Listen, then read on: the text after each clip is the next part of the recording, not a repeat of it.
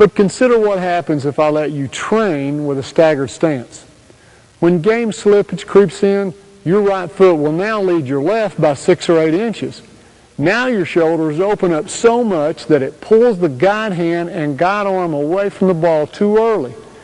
This leaves you with only one hand to control the fly of the ball, along with trying to compensate for a wicked twist of the body. And that's why I want you to train with a square stance. Shoot for perfection, knowing all along that you won't get it, that your shooting shoulder and shooting foot will lead just a little, and that's okay. Why should your knees and hips be bent?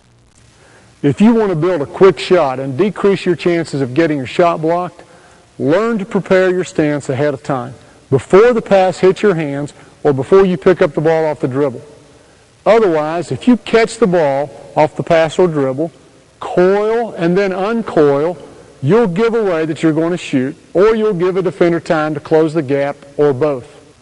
Another reason for preparing to shoot by having bent limbs is the advantage it gives you when attacking one-on-one from a pivot.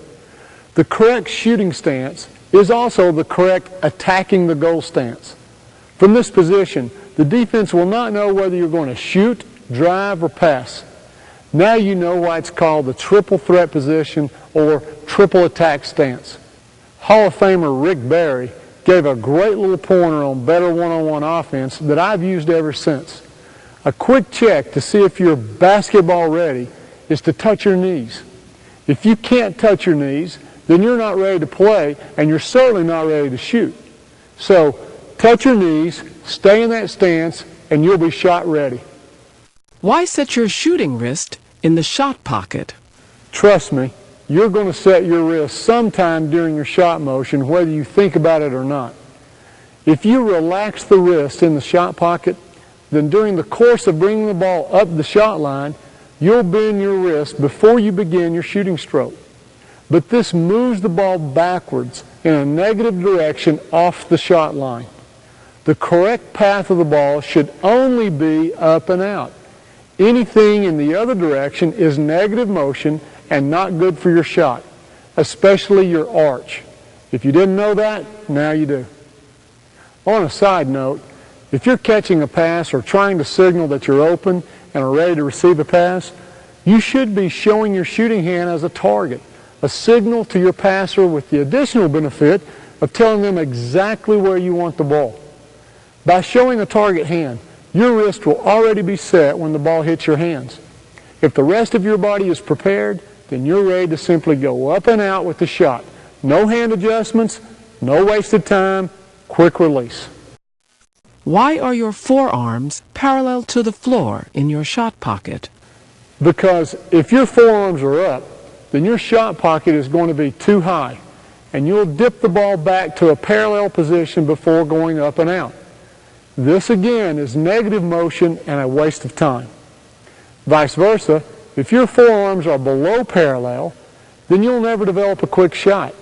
That's just too far for the ball to travel before being released. Why are your biceps perpendicular to the floor in your shot pocket? Because if your upper arms are past perpendicular in front of you, then you've stuck the ball into the face and hands of your defender, and you've moved the ball away from your shot line. The best shooters only move the ball up and out. With your shot pocket past the perpendicular in front of you, the ball must travel back to your shot line on its way up and out. Once again, we have negative motion where there should be none. Invariably, this results in a flat arc because your shooting arm is working like a lever, back and forth, rather than like an elevator, up and out. On the other hand, if your biceps are behind the perpendicular, then you've pulled the ball too close to your body and your elbows have to compensate by going out. Why having elbows too close in or too far out is a bad thing? If you try to set the ball with your elbow on the shot line, then your elbow will be too far in, and that turns the shooting hand out. With your shooting hand at an angle and your palm no longer facing the goal, it's now more difficult to stroke the ball directly toward the goal. Vice versa, if your elbow is too far out when the ball is being set, then once again the shooting hand is turned to a bad angle. With the shooting elbow too far out, the ball has a tendency to roll off the ring and little finger. When I see the ball leaving the hand off the ring and little finger, I immediately check to see if the shooting elbow is too far out. And in 99% of the cases, it is. So, how can we determine the proper position of the shooting elbow, considering all the possible body types out there?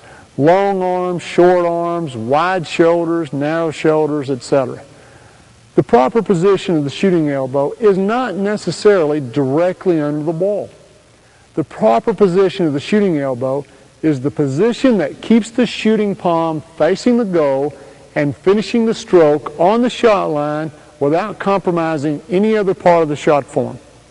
That principle overrides everything regarding the shooting elbow. Why hand position in the shot pocket is important. When you set the ball in the waiter position, you can observe your